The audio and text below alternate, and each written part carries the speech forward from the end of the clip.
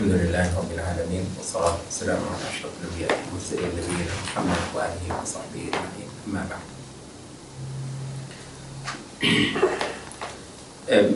अभी हम ये देखा है कि जमात और सुन्नत और जमात या फिर इत्तिबा और इज्तिमा दो बुनियादी तरीन फरीज़े हैं, और अहले सुन्नत वल जमात ये जो एक आपकी बुनियादी ऑब्लिगेशन के हवाले से जो एक बयान है वो मुकम्मल इसी वक्त होता है जब ये दो फरीज़े बैक वक्त आप अदा कर लेते हैं या अदा करने लगते हैं। अच्छा, अब इसमें जो डायलेमा किसी वक्त आपके सामने खड़ा होता है वो यूँ है कि बहुत औक़ात आपको यूँ लगता है कि आप एक फरीज़े को जब अदा करेंगे तो दूसरा फरीज़ा आपके उससे छूट रहा है, और जब आप दूसरे फरीज़े को अदा कर रहे हैं तो पहला फरीज़ा आपसे छूट रहा है। और यहाँ जो बैलेंस है, जो तवाज़ुन हमने कहा कि फरीज़ा इत्तिबा और फरीज़ा इज्तिमा के माबैन तवाज़ुन ख़ासा मुश्किल और अगर आप कहें नायाब चीज़ हो जाती है कि आप मतलब हो सकता है कि आप सुन्नत की इत्तिबा में बहुत अच्छे हों, अक़ीदे को बहुत खालिस करने में, बिदात से बेहद दूर रहने में, और नबी सल्लल्लाहु अलैहि वसल्लम की लाई हुई जो चीज़ें हैं, चाहे वो तहज़ीब से मुताल्लिक़ हों, समाज से मुताल्लिक़ हों, अक़ाइद से मुताल्लिक़, इबादत से, अखलाक से, उनमें जो है वो आप बहुत अच्छे हों। लेकिन ख़ासा इम्कान ये है कि आप ये जो पूरी नबी सल्लल्लाहु अलैहि वसल्लम की उम्मत फैली हुई है, इनके साथ एक ब्रिज बनाने में, इनके साथ एक वहदत कायम करने में, इनको साथ लेकर चलने में या इनके साथ चलने में आप इस वजह से अच्छे साबित ना हो रहे हों कि आपके ख्याल में दीन पर नहीं चलना। दीन पर चलने वालों को तो लोग पसंद ही नहीं करते। दीन पे जो चलने वाला है उसको तो माने है कि वो उसने तो बिदअती को बिदअती भी कहना है, उसने तो गलत को गलत भी कहना है, उसने तो बुराई को बुराई भी कहना है, और जब उसने बुराई को बुराई कहना है तो लोग उससे कब खुश हो सकते हैं। इसलिए सुन्नत पर चलने वाला, ईमान का ख्याल करने वाला, इबादत का ख्याल करने वाला, अक़ाइद का ख्याल करने वाला, उसका तो जो तभी अंजाम है वो ये है कि वो तमाम लोगों से अलग थलग बेचारा, कोई उसको घास नहीं डालेगा, कोई उसको प्यार नहीं करेगा, कोई उसको मोहब्बत नहीं करेगा, कोई उसको करीब नहीं करेगा। तो उसका तो काम ये है कि 5, 7, 8, 10 बंदों या चली बड़ी 100, 200, 300 बंदों का एक टोला है, और उन्हीं के साथ उसका रहना, उसी के साथ उसका जीना, मरना, ओढ़ना, बिछौना सारा कुछ है, और ये अंजाम है सुन्नत पर चलने का। ये नतीजा है इत्तिबाए हक़ का। इत्तिबाए हक़ होना है तो आप ने तो लोगों से दूर होना है। अच्छा, यानी गोया ये हो गया कि जो सुन्नत है या जो इत्तिबा है, इत्तिबाए हक़ जो है, वो जब आप करेंगे तो दूसरा काम आप चाहे उसके मोतक़िद हों भी अमलन आपसे छूट ही जाएगा। अच्छा, इधर क्या है, इधर फ़र्ज़ कर लें कि आपने कहा नहीं मैंने जो है ना वो जो इज्तिमा है, नबी सल्लल्लाहु अलैहि वसल्लम की उम्मत है, नबी सल्लल्लाहु अलैहि वसल्लम का छोड़ा हुआ ये पूरे का पूरा ये मुआशरती अमल है, मुआशरती, तहज़ीबी, समाजी, जोग्राफियाई, ये जो एक हकीकत है इसका नाम उम्मत इस्लाम है। तो मैंने तो जो है वो इसके साथ ब्रिज बनाने हैं, इसके साथ मैंने एक ताल्लुक़ करना है, एक करनी है। अच्छा, अब ज़ाहिर है उसके लिए आपको एक से एक मुनहरे बुरे आदमी से वास्ता पड़ेगा, तो इसलिए आपको उनको खुश करना है। तो ऐसे आदमी के लिए कहाँ ये मुमकिन है कि वो अक़ीदे के अंदर बहुत खालिस हो, वो बिदअत के हवाले से बहुत ज़्यादा जो है वो चौकन्ना हो और बहुत ज़्यादा सेंसिटिव भी हो, ایک ایک بدعت کو غلط کہنا، سرکوبی کرنا اس کے بارے میں، یہ اس کے لیے کہاں ممکن ہے؟ تو اس وجہ سے آپ نے یہ دیکھا ہوگا بہت سارے جو گروہ ہیں جو مسلمانوں کو اکٹھا کرنے پر بہت زیادہ زور دیتے ہیں، بالعموم عقیدے کا خالص ہونا ان کے ہاتھ سے خاصی حد تک چھوٹا ہوا ہوگا. یہ بات درست ہے یا نہیں؟ اچھا، تو آپ اس فرض کو ہاتھ ڈالیے تو یہ فرض آپ کے ہاتھ سے چھوٹتا ہے، خاصی حد تک چھوٹتا ہے، اور آپ اس فرض کو ہاتھ ڈالیے تو اس فرض وہ فرض جو ہے وہ آپ سے خاصی حد تک چھوٹتا ہے. یعنی اس لحاظ سے آپ مطلب یا اہل السنہ ہو سکتے ہیں یا اہل الجماعہ ہو سکتے ہیں. وہ آپ اہل السنہ والجماعہ ہو، یہ جان رکھوں کا کام ہے، یہ ایک مشکل کام ہے. اس میں تو خیر کوئی بھی شک نہیں ہے کہ ہر اچھا اور اعلیٰ کام مشکل ہوتا ہے، اور ہر کام جو ہے اگر وہ ناقص ہو نہ ہو تو وہ آسان ہوتا ہے. تو مطلب ایک اچھی کوالٹی کی چیز جو ہے وہ بہرحال مہنگی بھی ہوتی ہے، مشکل بھی ہوتی ہے، نایاب بھی ہوتی ہے، اور اس پر محنت زیادہ ہی لگتی ہے. اور بہرحال یہی کام کرنا ہے کہ زیادہ محنت کرنی ہے اور ایک اچھی چیز پروڈیوس کرنی ہے آپ کو دین کے لیے. اچھا، تو اب جب مطلب ہے کہ ہم نے اس چیز کی مشکل کو سمجھ لیا ہے تو اب مطلب یہاں سے پوری میتھڈولوجی آپ کے سامنے آئے گی، اور وہ یہ ہے کہ آپ نے خالص عقیدے پر چلتے ہوئے اور بدعات کو مکمل رد کرتے ہوئے بھی صورتحال کی نزاکت کو، صورتحال کی حساسیت کو جانچتے ہوئے، سمجھتے ہوئے، ہر قسم کی سچویشن کے اندر آپ نے پورا بھی چلنا ہے. جہاں جہاں کسی بدعتی کو ناراض کرنے کی ضرورت ہے وہاں ناراض بھی کرنا ہے. یہ کیسے ہو سکتا ہے؟ وہ جو کہتے ہیں میں زہر حلال کو کبھی کہہ نہ سکا قند. تو مطلب ایمانی جو کیریکٹر ہے وہ باقاعدہ اس چیز کا متقاضی ہے کہ آپ بدعت کو بدعت کہیں بھی، آپ انحراف کو انحراف بھی کہیں، ٹھیک ہے.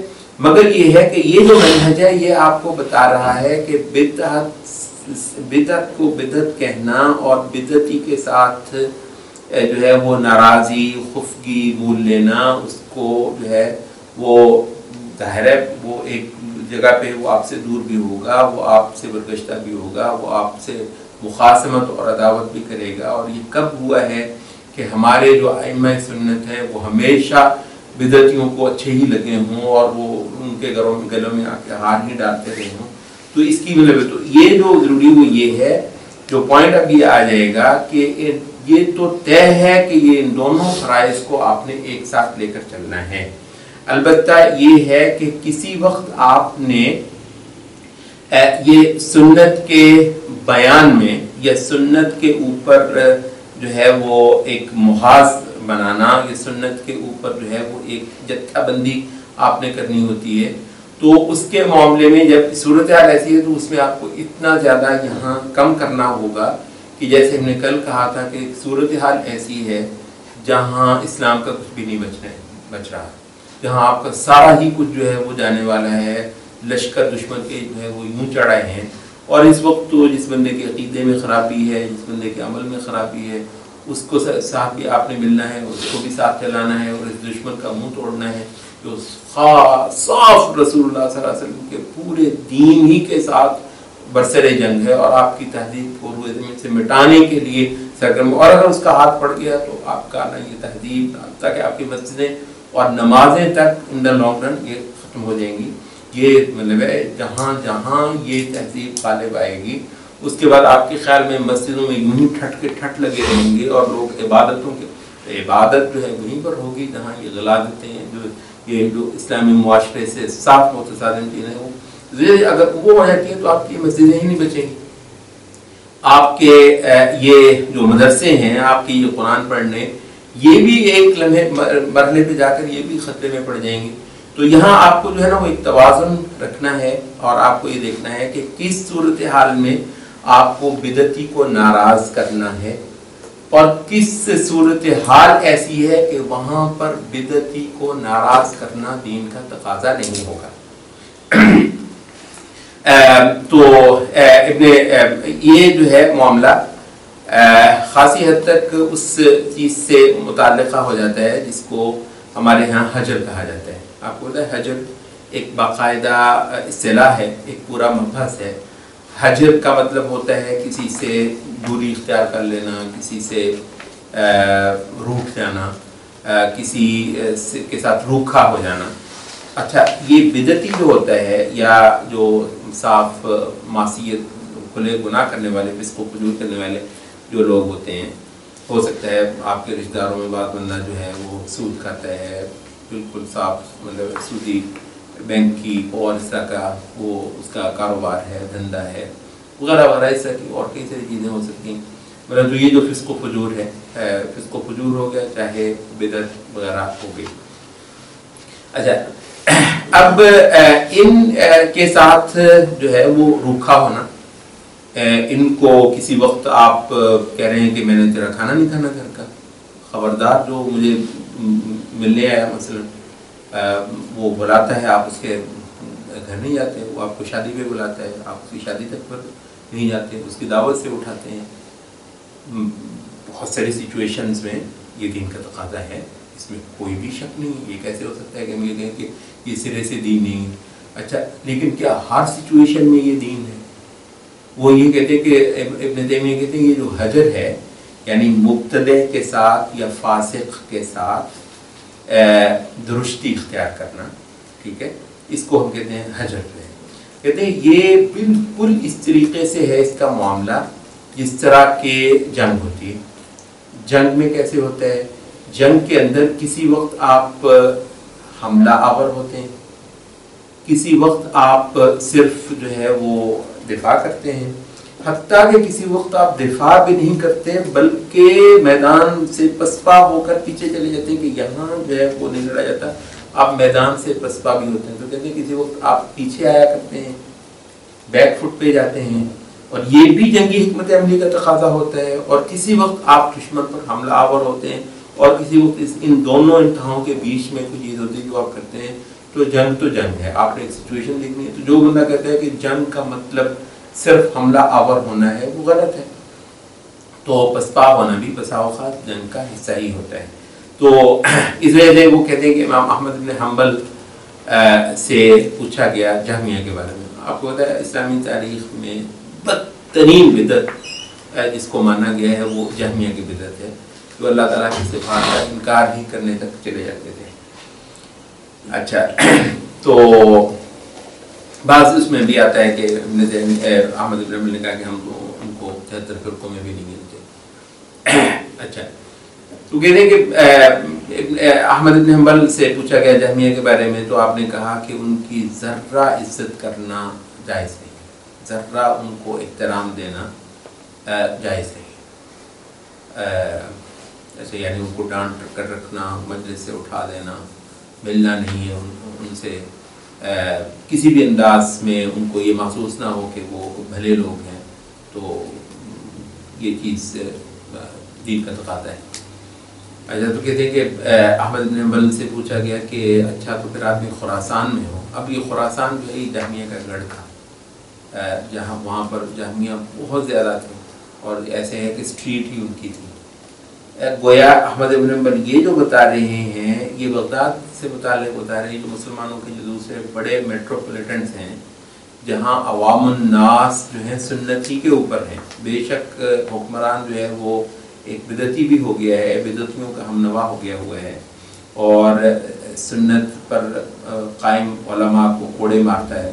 لیکن عوام الناس آپ کو بتایا مطلب یہ تھا کہ وہ کہتے ہیں کہ ایک سنی عالم فوت ہو جاتا تو پورا شہر جو اس کا جنازہ پڑھنے کے لیے آ جاتا، اور ایک معتزلی یا ایک کوئی جہمی جو مر جاتا تو 10 بندے اس کے جنازے کے لیے ڈھونڈنے مشکل ہو جاتے تھے. تو یہ تھے مسلمانوں کی جو بڑی بڑے شہر اور بستیاں. تو کہتے ہیں پوچھا گیا کہ جو خراسان میں کیا کرے. آپ نے کہا احمد بن حنبل نے کہ گزارہم وہاں پر ان کے ساتھ جو ہے وہ مدارات کا یہ جو ہے کوئی جو ہے وہ گول مول سا انداز جو ہے گزارے کا انداز یا لحاظ ملاحظہ شاید صحیح ترجمہ ہوگا، وہاں ان کے ساتھ لحاظ ملاحظہ کا جو ہے نا وہ طریقہ اختیار کیا جائے گا. اس کی وجہ یہ ہے کہ آپ ہیں وہاں پر بہت تھوڑے جو سنت پر ہیں، تو آپ وہاں ان سے روٹ کر دکھائیں گے تو ان کو کیا پڑی، وہ یہ تو وہاں پر ہوتا ہے جہاں آپ ان کو روٹ کر دکھایا، آپ ان کو ڈانٹ کر دکھایا تو ان کو سبق ہو گیا. تو یہ اصل میں تو یہ ہے. اب یہ سارے مبحث جو ہے نا حج وغیرہ کے آگے آئیں گے بھی ان کے سلسلے میں. پوائنٹ یہ ہے کہ اس سنت پر رہنا اور بدعت کی سرکوبی کرنا، فسق و فجور کا خاتمہ کرنا، یہ سارا کچھ جو ہے وہ ایسا ہے کہ اس کا یہ مطلب بہرحال نہیں ہے کہ جو جماعت والا فرض ہے وہ چھوٹ جائے یا بالکل پسے پشت چلا جائے، بلکہ آپ نے اس پر بھی پورا اترنا ہے. Situation to situation, environment to environment, ٹھیک ہے جی، زمانہ ایک زمانے سے لے کر دوسرا زمانہ، ایک دور سے لے کر دوسرا دور. تو اس وجہ سے بہت اوقات یہ ہوگا کہ سچویشن کا یہ تقاضا ہوگا کہ اس سچویشن میں تو البتہ آپ برسر عام بدعت کا رد بھی نہیں کریں گے. یعنی یہ چیز باقاعدہ طور پر دین کا تقاضا ہوگا. یعنی ایک سچویشن، یہ بالکل نہیں، پوائنٹ صرف یہ ہے کہ یہ چھوٹی عقل جو ہے ایک بڑی چیز کو، بہت ساری چیزوں کو ایک بیلنس پر آتے ہوئے نہیں دیکھ سکتے.